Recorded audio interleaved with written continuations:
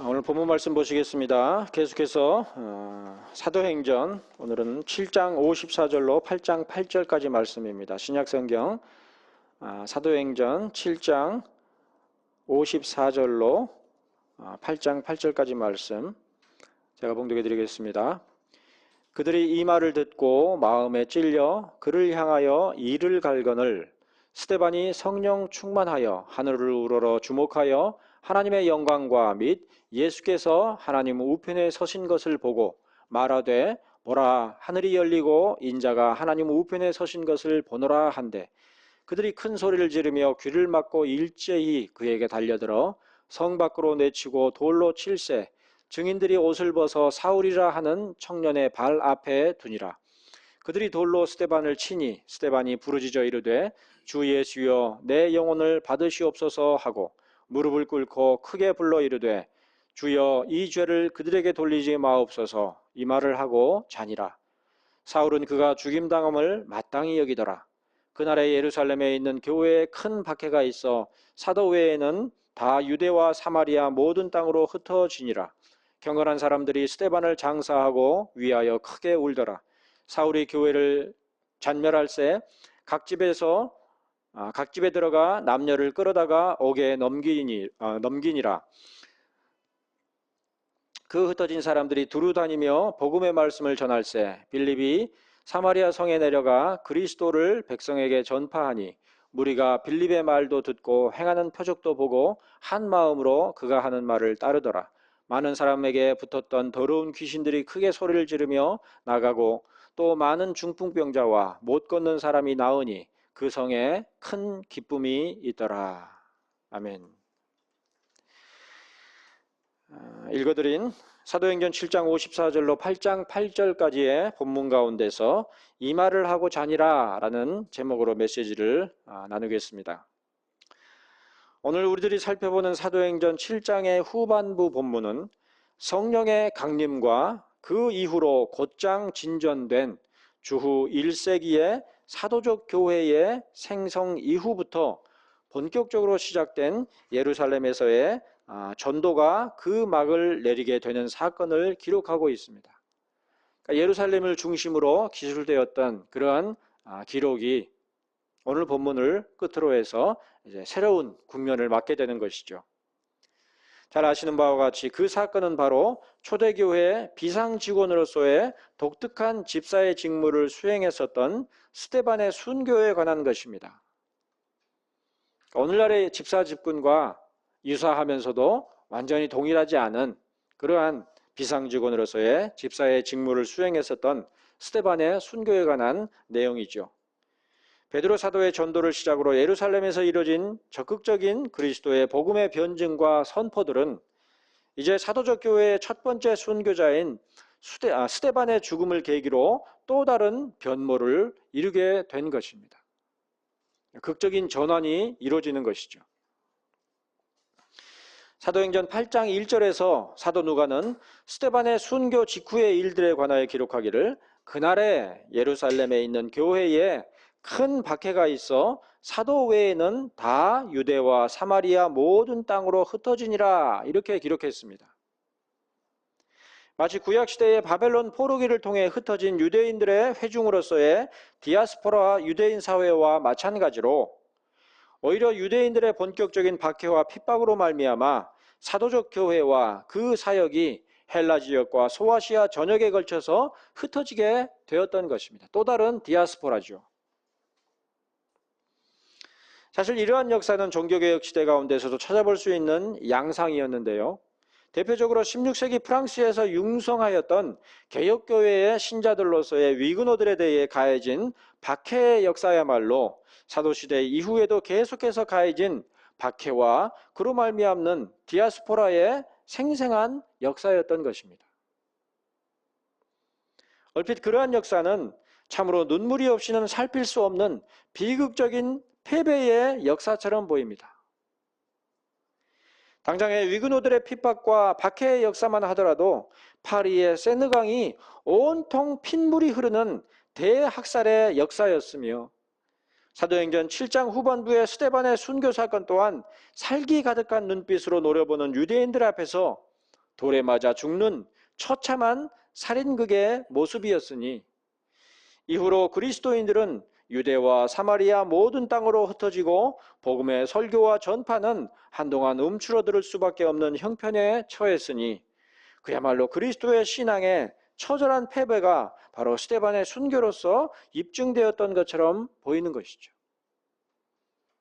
불과 얼마 전 예수라는 청년에 의해서 그리스도의 복음이 융성한 것 같았다가 그가 십자가의 달림으로 말미암아 처절한 패배를 겪었던 것처럼 이제 또다시 그나마 회복의 기미가 보이는 그러한 초대교회의 복음의 형편이 스데반의 순교로 말미암아 또다시 꺾이고 마는 그러한 좌절의 역사처럼 보인단 말이죠.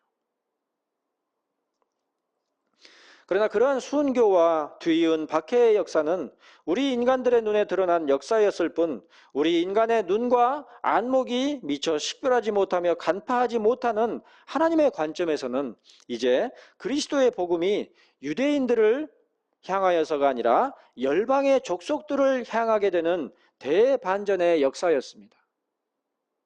그리고 그것은 결코 유대 땅 예루살렘에서의 실패를 변명하기 위하여 억지로 끼워 맞춘 대의 명분에 불과한 것이 아니었으니 사도행전 8장 4절에 기록한 바 그 흩어진 사람들이 두루 다니며 복음의 말씀을 전하였다라는 말씀 가운데서 이를 충분히 짐작해 볼 수가 있는 것이죠. 만일에 스데반의 순교가 좌절이요 실패였다고 한다면 그로 말미암아 흩어진 사람들도 그 기세가 꺾여서 아유 뭐 이렇게 된 마당에 무슨 복음을 전하겠느냐, 그래 그냥 연명하는 데나 마음을 쓰자, 그런 마음이 됐을 텐데 전혀 그렇지가 않았단 말이에요. 만일에 스데반의 순교가 그리스도의 교회의 패배를 나타내 보이는 사건이었다고 한다면 예루살렘에 있는 교회에 큰 박해가 있었을 때에 흩어진 그리스도인들은 감히 복음의 말씀을 전할 엄두를 내지 못했을 것입니다. 그들 스스로가 패배요 실패로 인식했던 것이 스데반의 순교 이후로 벌어진 박해였다고 한다면 그들은 결코 똑같은 패배를 야기하고 말 복음의 말씀을 전하는 일을 수행할 수가 없었을 테죠. 최소한 복음을 조금 완곡하게 변형해서 겉으로 드러나지 않게 그런 방식으로 전할 수는 있어도 예전과 동일한 그러한 복음을 똑같이 전하기는 힘들었겠죠. 우리 일제시대 때도 그러지 않았습니까? 신사참배에 대하여서 순응했었던 그런 자들만 조선 땅에 남아있고 그렇지 못한 순응하기 힘든 그런 사람들은 그저 묻혀버리거나 아니면 만주나 일본 제국주의의 영향을 그래도 덜 받는 그런 지역으로 흩어졌잖아요. 그리고 조선 땅에 있었던 그러한 사역자들은 왜곡되고 변명을 얼마든지 할 수 있는 그런 형태로 복음을 완화시켜서 설교 사역을 했겠죠. 그러나 스데반의 죽음에도 불구하고 하나님의 말씀을 제쳐놓고 접대를 일삼는 것이 마땅하지 아니하므로 택하여 세웠던 7사람 가운데 속한 사람인 빌립의 이후의 행적에 대하여서 사도행전 8장 5절은 기록하기를 빌립이 사마리아 성에 내려가 그리스도를 백성에게 전파하니라 그랬습니다. 마치 파송된 것처럼 사마리아 가서 빌립이 복음을 전파했더라는 것이죠. 불과 얼마 전에 스데반이 유대인들이 던지는 돌에 맞아서 여기저기 온몸이 터지고 깨어지며 죽어갔음을 보고 들었음에도 불구하고 동일한 직무를 수행하는 또 다른 교회의 일꾼인 빌립을 포함한 모든 교회의 일꾼들은 잠시 박해를 피하여 흩어졌을 뿐이지 그 직무에 대한 열정과 열심은 조금도 꺾이거나 패배감에 사로잡히지를 않았던 것입니다. 복음에 대한 열심과 복음에 대한 감사함을 그대로 지닌 채로 흩어졌을 뿐이었던 것이죠. 특별히 사도행전 8장 8절에서 사도 누가는 빌립이 이른 사마리아 성의 상황에 대하여 기록하기를 그 성에 큰 기쁨이 있더라 그랬습니다. 유대인들의 박해와 그로 인해 흩어져 몰려온 그리스도인들로 말미암아 사마리아 성의 민심이 뒤숭숭하고 흉흉하게 된 것이 아니라 오히려 여전히 그리스도의 복음을 전하는 빌립의 말도 듣고 행하는 표적도 보고 한 마음으로 그가 하는 말을 따름으로 폴레 하카라, 그야말로 큰 기쁨 혹은 많은 기쁨이 있었던 것이죠. 얼핏 보면 그 땅에서 있었던 이적과 표적으로 말미암아서 그 기쁨이 그렇게 큰 기쁨이었던 것처럼 그렇게 기록되어 있지만, 그에 앞서서 그의 맥락을 살펴보면 오히려 빌립의 전하는 복음을 듣고 한 마음으로 복음의 일치를 통하여서 많은 기쁨, 큰 기쁨이 있었던 것을 기록하고 있는 것입니다. 이처럼 인간적으로 보자면 가장 비극적이며 처절한 실패였던 스데반의 순교는 오히려 이를 통해서 많은 그리스도인들이 유대의 각지와 사마리아 모든 땅으로 흩어짐으로 그리스도의 복음이 급속도로 확산되는 또 다른 부흥의 모습을 드러내준 사건이었던 것입니다. 그 이전에 오순절 성령 강림이 있었을 때에 모였었던 그 사람들에 의해서 복음이 1차적으로 널리 전파되었겠지만, 이제 흩어진 그리스도인들로 인해서 더욱더 적극적으로 그리스도의 복음이 온 땅에 전파되기 시작했던 것이죠.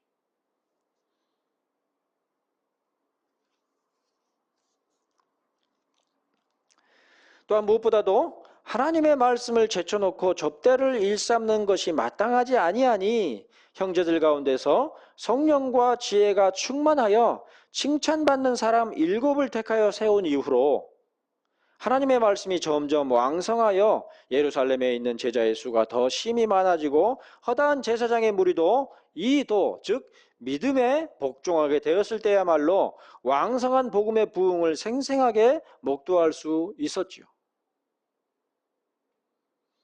그러니까 사도행전에서 언급하고 있는 부흥은 단순히 수적인 팽창이나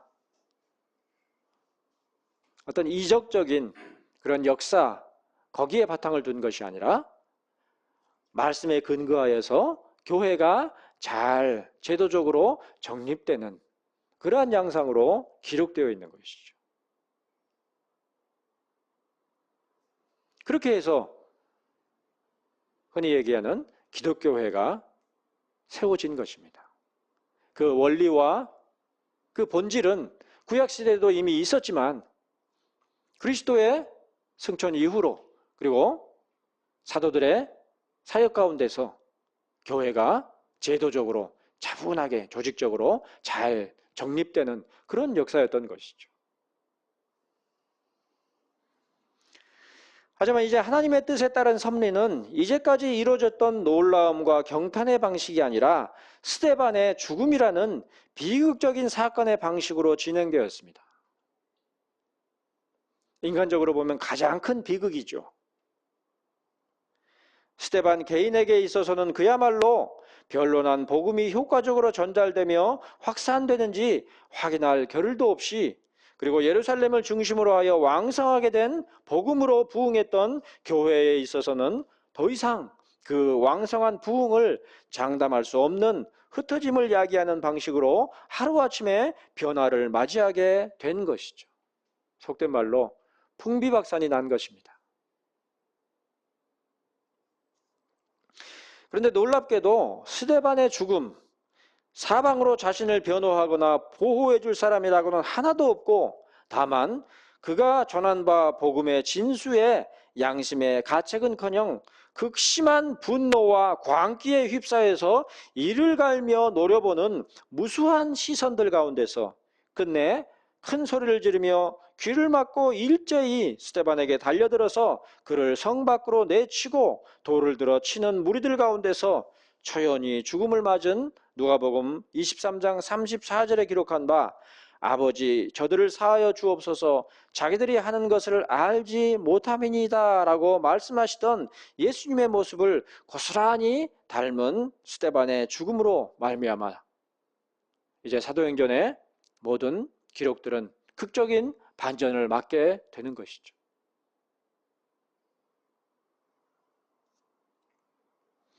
예수 그리스도께서 십자가에 달리셨을 때에도 그의 주변에는 온통 그를 대적하여 죽이려는 자들과 로마 제국의 군사들로 둘러싸인 가운데 있었지만, 그러나 주님께서 바라보신 것은 그런 이 땅에서의 마지막 정황이 아니라 하늘에 계신 성부 하나님이었던 것처럼, 스데반 또한 온통 이를 갈며 귀를 막고 소리 지르는 광기 어린 눈빛의 사람들 가운데서 오직 하늘을 우러러 주목하여 하나님의 영광과 및 예수께서 하나님 우편에 서신 것을 바라보았던 것이죠. 사방으로 자기를 호의적으로 바라보는 사람은 단 한 명도 없는 그 형편 가운데서 오직 하늘을 우러러보는 그 상황에서 가장 영광스러운, 가장 사모할 만한 그 모습을 바라본 것이죠.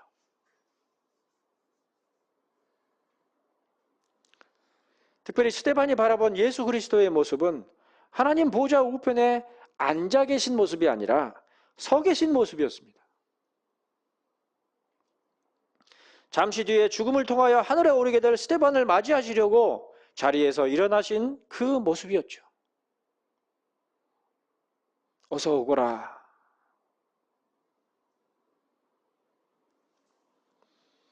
무엇보다도 그가 사방으로 죽음이 둘러싸인 상황 가운데서도 하늘을 우러러 주목하였던 것은 성령 충만하였기 때문이었습니다.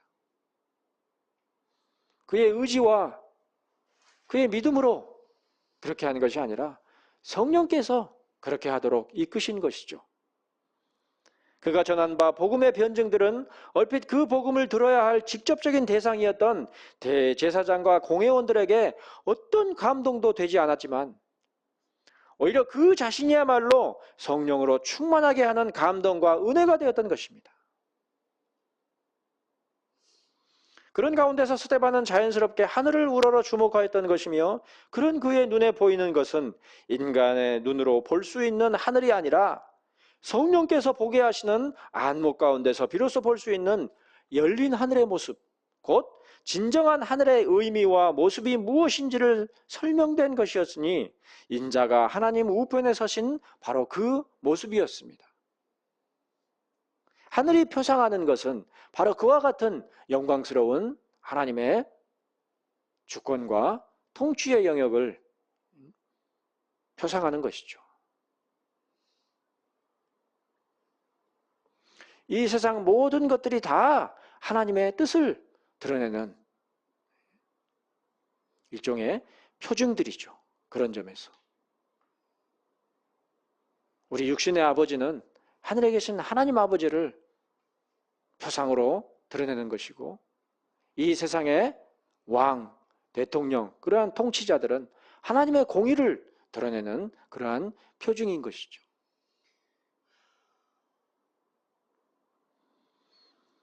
그런 역할을 감당하도록 아버지요 왕으로 세웠는데, 하나님의 영광을 드러내기는커녕 육신의 모든 죄악된 것들을 드러낸다고 할 때 얼마나 그 죄가 크겠습니까? 이처럼 스데반의 안목은 이미 그가 처한 상황과 형편을 넘어서서 그 모든 상황과 형편들에 대한 설명에까지 이르는 것이었습니다. 육신의 눈으로는 절대 분별할 수 없는 그러한 상황이죠. 심지어 예수 그리스도에 대하여서도 거의 유일하게 예수님 자신이 친히 호칭하신 인자라는 호칭으로서 지칭할 만큼 당시에 그의 안목은 은혜와 권능이 충만하여 큰 기사와 표적을 민간에 행하기도 하였던 사도행전 6장 8절의 상태 가운데 있었던 것입니다. 한마디로 성령이 충만한 가운데 있었죠. 인간적으로는 가장 비극적이고 절망적인 그 상황이지만, 그런 그의 눈은 더 이상 사람의 눈으로 볼 수 있는 그런 것이 아니었습니다. 분명 그가 처한 상황과 형편은 사방으로 온통 그를 죽이려고 당장이라도 달려들 기세로 이를 갈고 씩씩거리는 공회원들 뿐이었으니, 마치 승냥이가 양 한 마리를 둥글게 둘러싸서 물어 뜯으려고 노려보는 것처럼 그런 상황이죠. 마치 열왕기하 6장 15절에 기록한 바 엘리사가 있는 도단 성읍을 아람 군대의 말과 병거와 군사들이 에워싼 상황과 전혀 다르지 않았던 것입니다. 인간의 시각과 안목으로 볼 때에 절체절명의 위기요, 궁핍한 마음에 벌벌 떨며 무서워할 수밖에 없는 그러한 상황이었던 것이죠. 어떡하나, 이제 아무런 소망도 없게 되었구나. 이제 죽을 때만 남았구나. 벌벌 떨며 공포스러워할 만한 그런 형편입니다. 열왕기하 6장 15절에서 엘리사의 사환이 엘리사에게 이르기를 내 주여 우리가 어찌하오리까 라고 말하며 어쩔 줄을 몰라 하던 그런 형편이었죠. 이를 어쩌면 좋습니까? 낙심하고 절망하는 그런 형편. 그러나 이어지는 열왕기하 6장 16절로 17절에서 엘리사는 사원에게 이르기를 두려워하지 말라. 우리와 함께 한 자가 그들과 함께 한 자보다 많으니라 하고 또한 기도하여 이르되 여호와여 원하건대 그의 눈을 열어서 보게 하옵소서 하니 여호와께서 그 청년의 눈을 여심해 그가 보니 불발과 불병거가 산에 가득하여 엘리사를 둘렀더라 그랬습니다.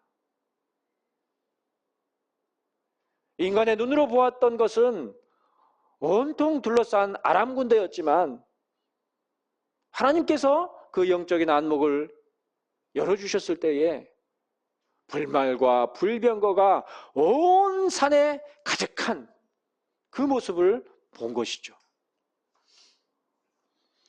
마찬가지로 하늘을 우러러 주목하는 스데반의 눈에는 그저 눈부신 푸른빛의 하늘과 살짝살짝 드리워진 구름이 아니라 하나님의 영광과 및 예수께서 하나님 우편에 서신 모습이었으니 바로 그 모습이야말로 스데반이 처한 진정한 상황이요 형편이었음이 너무나도 명백했던 것입니다. 스데반 혼자서만 그 상황과 형편을 바라보고 있었던 것이죠.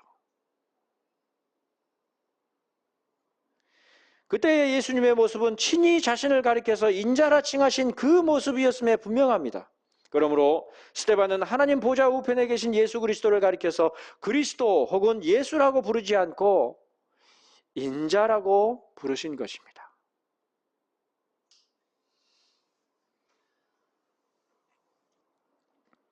그러한 인자와 관련해서 사도행전을 기록한 사도 누가는 누가복음 9장 58절에 기록하기를 여우도 굴이 있고 공중의 새도 집이 있으되 인자는 머리들 곳이 없도다. 그렇게 예수께서 친히 말씀하신 것을 기록했죠.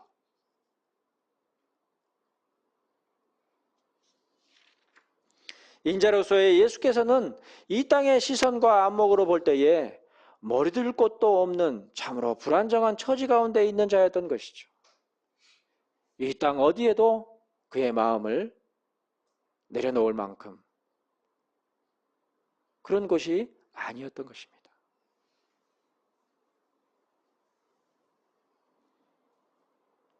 신자들이 그렇죠. 이 땅 어디에도 마음 편히 쉴 곳은 없습니다.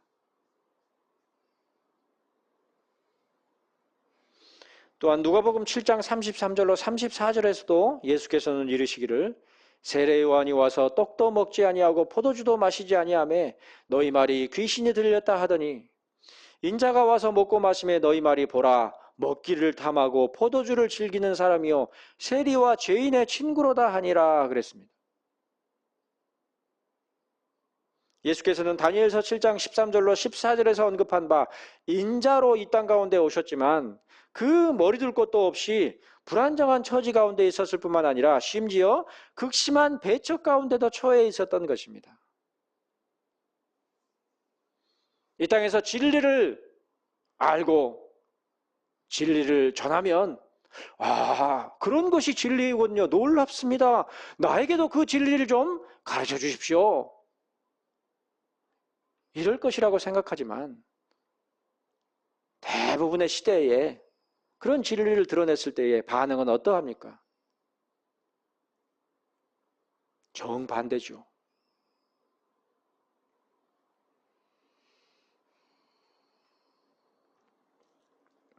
무엇보다도 누가복음 22장 22절에서 사도 누가는 인자는 이미 작정된 대로 가거니와 라고 이르신 주님의 말씀을 기록했습니다. 예수께서 자신을 가리켜서 인자라 칭하시면서 밝히신 공생애의 결말이 십자가의 죽음으로 작정되었음을 잘 알고 계시는 것을 드러내 보이신 것이죠. 이처럼 예수께서 십자가에 달려 죽으심으로 죄인들을 구속하시는 사역을 완성하시는 것은 그 자신이 스스로 계획하시고 성취하신 것이 아니라, 그 뜻대로 행하신 것이 아니라 성부 하나님의 작정을 따라 보이신 순종 가운데서 성취하신 것이라는 점에서 수동적 순종이라 부를 만한 것임을 알 수가 있을 것입니다. 성경 어디에도 수동적 순종이라는 말이 나오지 않지만 그렇게 학문적으로 분류하는 것이죠. 반면에 능동적 순종에 있어서는 하나님의 작정의 요구가 전제되지 않습니다. 예수께서 하나님의 율법이 요구하는 바에 순종함에 있어서는 하나님의 작정된 바에 순종함으로써가 아니라, 수동적으로서가 아니라 그 자신의 의지로 모든 계명들과 그 요구하는 바 율법의 참된 의미들을 따라 순종하는 적극적인 성취와 완성이 요구될 뿐이었던 것이죠. 그러므로 수동적 순종으로서의 예수 그리스도의 구속은 그 성취에 있어서뿐만 아니라 그 적용에 있어서도 전적으로 수동적인 것인 반면에, 능동적 순종으로서의 예수 그리스도의 의의 성취와 그 전가는 그 시작에 있어서는 수동적일지라도 그 완성에 있어서는 적극적이고 능동적일 수가 있는 것입니다. 우리가 예수 그리스도를 믿게 되는 것은 하나님의 택하심 가운데서 성령님의 은혜로 말미암지만, 그 은혜로 말미암아 그리스도의 구속이 우리에게 적용되면 그 그리스도의 의와 그 그리스도의 능력이 우리에게 전가되므로 이제 우리와 함께 하시는 성령님 가운데서 하나님께서 요구하시는 바 율법과 계명들을 지켜 행하기를 힘쓰는 그런 능동적인 자들이 되는 것이죠. 우리 능력으로서가 아니라 성령의 인도하심 가운데서. 물론 그러한 능동성은 우리 자신의 성품 가운데서 나오는 것이 분명 아니라 하나님의 영이신 성령님의 은혜로 말미암는 것이라는 점을 결코 잊지 말아야 하는 것입니다. 결코 공로적일 수가 없는 것이죠. 마치 누가복음 22장 22절에서 인자라 언급하신 예수께서 마지막 만찬에서 빵을 가리켜서 뭐라 그러십니까? 이것은 너희를 위하여 주는 내 몸이라고 말씀하셔서 그리스도인이 사는 것이 그 자신이 아니라 예수 그리스도께서 친히 제공하시고 약속하신 은혜의 양식으로 말미암아 힘을 얻어 살아가는 것임을 나타내 보이셨던 것처럼, 하나님의 모든 율법에 참으로 순종하신 예수 그리스도의 적극적이고 능동적인 의가 그리스도인들에게 전가됨으로 말미암아서 이 땅에 사는 동안 적극적이고 능동적으로 하나님의 계명들에 순종하기를 힘쓸 수가 있게 되는 것이죠. 그러니 그것을 어떻게 공로라고 말할 수 있고 그것을 어떻게 자랑할 수 있겠어요? 감사할 뿐이죠. 성찬의 의미가 그런 것입니다. 우리가 먹는 양식으로 사는 것이 아니라 그리스도께서 제공하시고 약속하신 그 영적인 양식으로 말미암아 우리가 살아가는 것임을 눈앞에서 생생하게 바라보는 것이 바로 성찬이죠. 그런 성찬에 참여할 수 없다는 것은 줄이고 목마른 자의 삶인 것입니다. 뭐가 배고픈 것이고 뭐가 목마른 것인지를 대부분의 사람들이 모르지만, 이는 스데반에 있어서도 마찬가지였습니다. 만일에 그가 자신의 의지 가운데서 끌어낸 것으로서 사도행전 6장 8절에 기록한 바 큰 기사와 표적을 민간에 행하였던 것이라면, 큰 기사와 표적들은 스데반 자신의 공로이지 결코 은혜라고 말할 수 없겠죠. 스데반의 치적이 되겠죠. 그러나 사도행전 6장 8절은 스데반이 행한 큰 기사와 표적이 민간에 행하였다라고 기록하지 않고 은혜와 권능이 충만하여 큰 기사와 표적을 민간에 행하였다라 그랬으니, 또한 10절에서도 스데반이 말하는 것을 대적하는 사람들이 당하지 못하였더라 이렇게 기록하지 않고 지혜와 성령으로 말함을 그들이 능히 당하지 못하였더라 그랬습니다. 스데반의 언변이 아니라 성령님께서 말하도록 가르치신 것이죠. 그러니 누가 대적할 수가 있겠어요?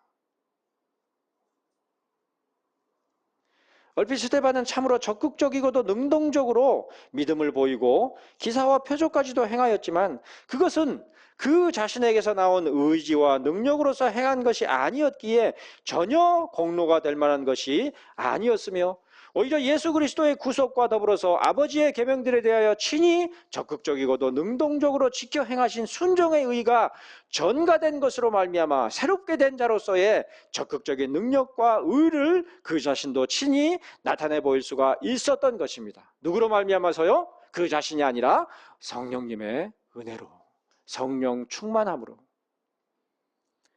사람의 눈으로 보아서는 그 모든 기사와 표적들 그리고 말하는 것과 바라보는 바가 스데반 자신의 공로라 할 만한 것이었지만 그러나 하나님의 관점과 안목에 따라 기록된 성경의 계시로서는 그 모든 일들이 다 인자이신 예수 그리스도께서 공급하신 은혜요 성령의 충만함으로 말미암는 것이었음을 확실히 파악할 수가 있는 것입니다.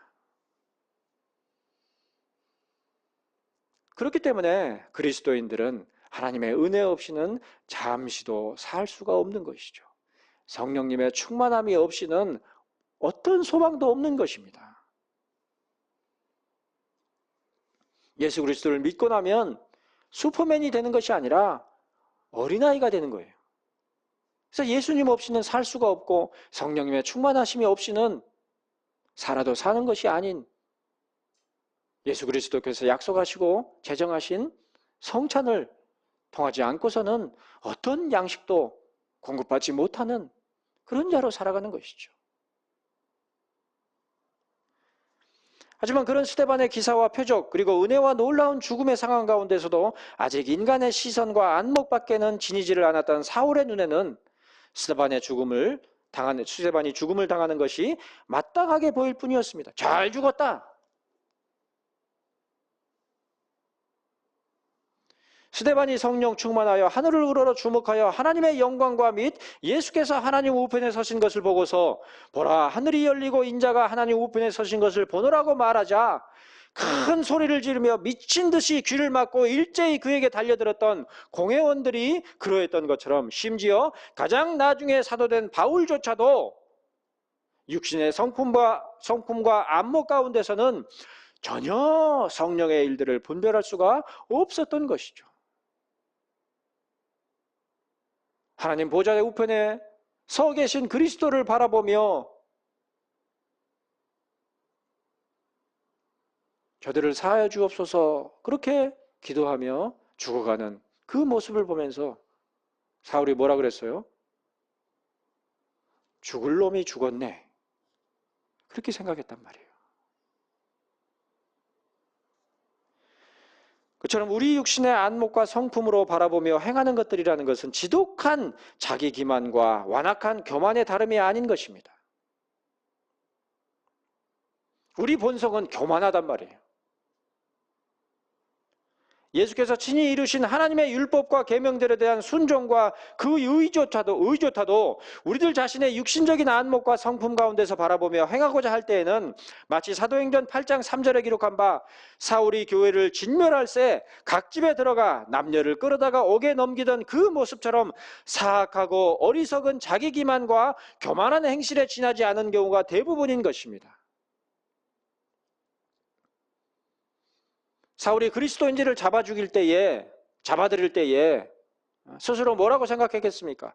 이렇게 해서 내가 하나님께 영광을 돌린다. 그렇게 생각했단 말이에요. 바로 그러한 육신의 교만과 어리석음 가운데서는 영광스럽게 하늘이 열리는 광경을 바라보는 것조차도 큰 소리를 지르며 귀를 막을 만큼 끔찍스럽고 흉악하기 짝이 없는 광기의 다름이 아닌 행실들을 보일 수밖에 없는 것이죠.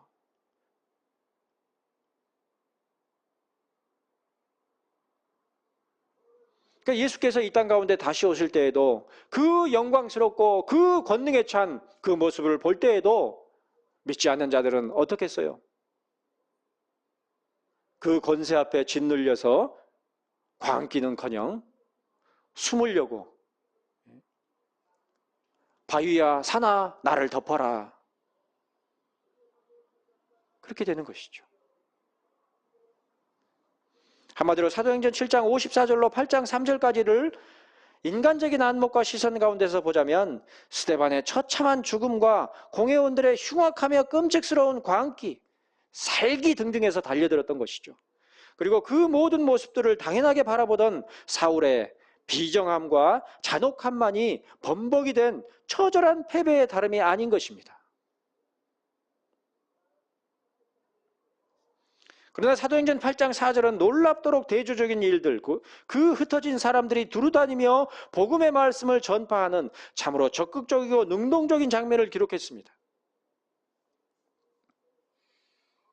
의기소침해서 다 숨어든 것이 아니라 오히려 흩어져서 능동적으로 적극적으로 복음을 전하는 일들이 기록되어 있던 것이죠. 마태복음 28장 19절로 20절에서 인자이신 주 예수께서 친히 이르시기를 그러므로 너희는 가서 모든 민족을 제자로 삼아 아버지와 아들과 성령의 이름으로 세례를 베풀고 내가 너희에게 분부한 모든 것을 가르쳐 지키게 하라고 명하신 제자들인 사도들은 무슨 이유에서인지 여전히 예루살렘에 머물렀지만 오히려 박해를 피해 사방으로 흩어졌던 사도적 교회의 신자들이 두루 다니며 복음의 말씀을 전하기 시작했던 것입니다. 그런즉 스데반의 순교와 곧장 이어진 박해로 말미암아 교회가 잔멸된 것이 아니라 오히려 급속도로 방대한 지역으로 확산되었던 것이니 스데반의 순교는 전혀 복음과 교회의 좌절과 패배를 가져온 것이 아니라는 사실을 사도 누가는 분명하게 기록한 것이죠. 대반전인 것입니다. 바로 이와 같은 것이 하나님의 작정과 그에 따라 십자가에 달려 죽으신 예수 그리스도의 순종과 그 이전의 공생애를 통하여 친히 하나님의 계명들과 율법을 적극적이고도 능동적으로 수행하신 예수 그리스도의 순종으로 말미암는 역동성인 것입니다. 복음은 하나의 명분, 캐치프레이즈가 아니라 살아있는 생명력 있는 것이란 말이에요. 패역하고 교만하기까지 한 육신의 안목으로는 십자가에 매달며 돌을 던져 죽이는 박해로서 교회가 진멸되는 것처럼 보일 수 있겠지만, 그러나 오히려 스데반의 순교와 이어지는 박해를 통하여 영광스러운 하나님의 보좌 우편에 서신 인자 예수 그리스도의 주권 가운데서 이루어지는 불가항력적인 은혜와 섭리들을 결코 가로막거나 변경시킬 수 없다는 사실을 분명하게 확신하도록 사도 누가는 사도행전에 기록해 두었던 것이죠. 안타깝게도 오늘 우리들의 시대에 예수 그리스도의 수동적인 순종과 능동적인 순종을 식별할 수 있으되, 또한 회심을 위하여서 예비하시는 하나님의 영의 은총을 빙자하여 율법의 준수를 조건적으로 규정하는 프리퍼레이셔니즘, 준비주의의 폐해까지도 분별할 수 있는 정통적 신앙을 지닌 사역자들과 교회, 그리고 신자들은 마치 스데반의 순교 이후에 박해를 피해 흩어진 디아스포라 그리스도인들의 상황과 유사하게 거의 찾아보기가 어렵게 된 실정입니다. 이쪽에서도 비판을 받고 우리 편이 아니네, 저쪽에서도 비판을 받고, 그런 처지죠. 그리스도의 능동적 순종과 수동적 순종을 다 믿음으로 받되 준비론에 대해서는 거부하는 그런 입장에 대해서는 양쪽에서 다 비난을 받는단 말이에요. 그러므로 어떤 분들은 사도행전 8장에 기록한 바 사도적 교회가 그러했고, 이후에 박해 시대에 수많은 교회들이 그러했으며, 심지어 16세기 종교개혁의 시기에 프랑스의 위그노들이 그러했던 것처럼 금방 흩어지고 많은 것이 참으로 개혁된 교회를 추구하는 신앙과 교회들의 반복되는 당연한 패턴이라 그렇게 말하지만, 정작 우리 시대에 흩어진 교회들은 유대와 사마리아 모든 땅으로 흩어진 예루살렘 교회의 신자들이 그러했던 것처럼, 또한 빌립의 사마리아에서 그러했던 것처럼 두루다니며 복음의 말씀을 전파하는가? 그리고 그처럼 흩어진 교회들에서도 사마리아 성읍에서 그러했었던 것처럼 전하는 진리와 말씀들을 듣고 표적을 보며 한 마음으로 전하는 바 진리의 말씀을 따르는가, 이런 것을 생각해 보자면 그처럼 하나님의 영을 통하여 이끌림 받은 흩어짐이라 확실할 만한 모습들을 찾아보기 어려운 실정이죠. 그저 변명일 뿐인 것입니다.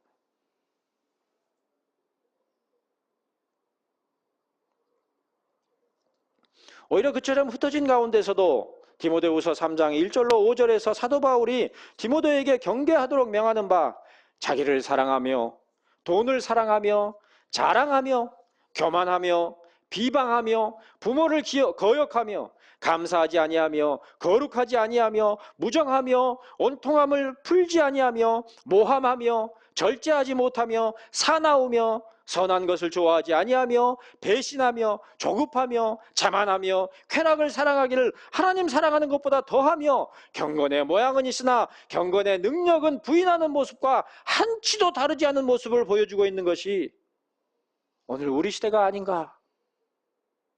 그러면서 무슨 하나님의 섭리로 흩어진 것이라 그렇게 변명할 수 있겠느냐 말입니다.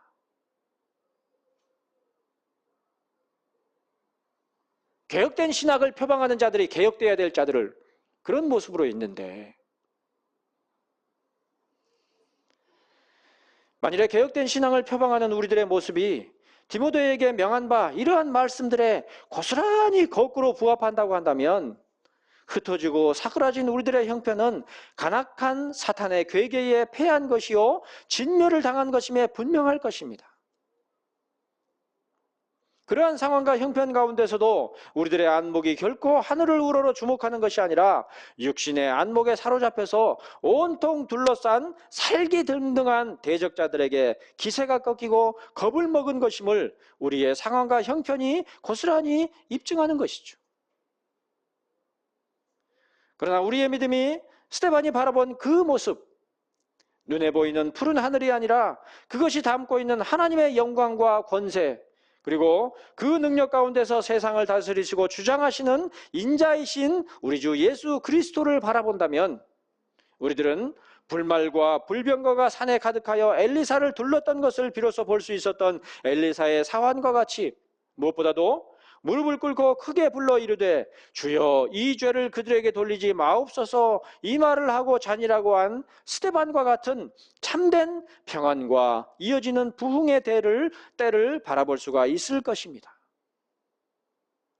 바로 그러한 영광과 평안, 그리고 참된 부흥과 평안의 때를 구하고 축복하면서 순교와 박해로 점철되었으나 좌절과 패배의 역사가 아니라 부흥의 역사였던 사도행전 7장과 8장의 말씀을 바탕으로 메시지를 가늠하는 바입니다.